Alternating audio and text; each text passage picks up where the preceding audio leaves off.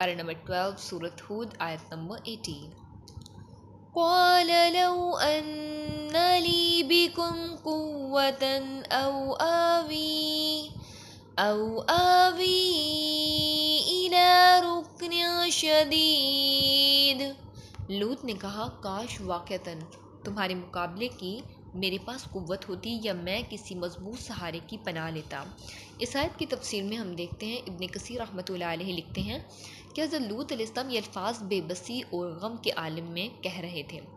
آپ علیہ السلام اکیلے تھے، کوئی قبیلہ آپ کے ساتھ نہ تھا کیونکہ آپ پردیسی تھے. حضرت ابراہیم علیہ السلام کے بھتیجے اور شام سے ہجرت کر کے سدوم آئے تھے. حضرت لوط علیہ السلام کا مقصد یہ نہیں تھا کہ وہ اللہ رب العالمین کی مدد سے نا امید ہیں، بلکہ وہ انسانی وسائل کی کمی بیان کر رہے ہیں.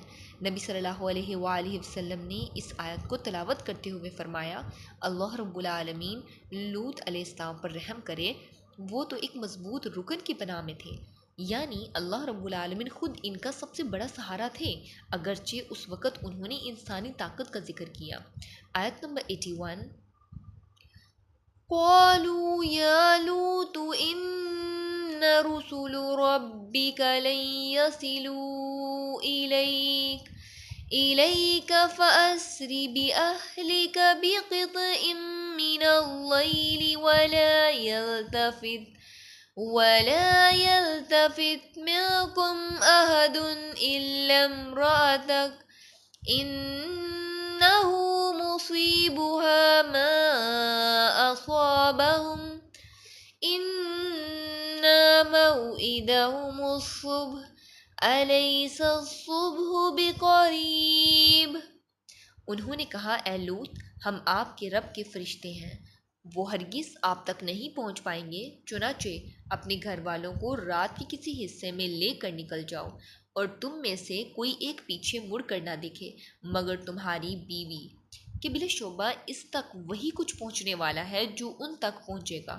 ان کے وعدے کا یقینی وقت صبح کا ہے، کہ کیا صبح قریب نہیں.